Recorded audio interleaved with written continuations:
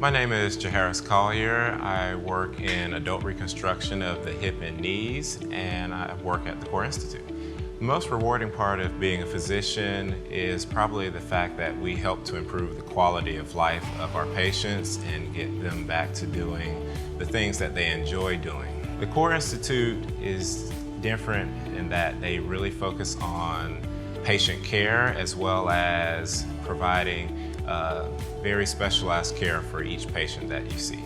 I think one of the best parts that I enjoy about my training is that I have been in so many different areas of the United States and that I've seen a very wide variety of patient populations that, as well as training techniques that I can now incorporate into forming my own style and personalizing that care for each and every patient.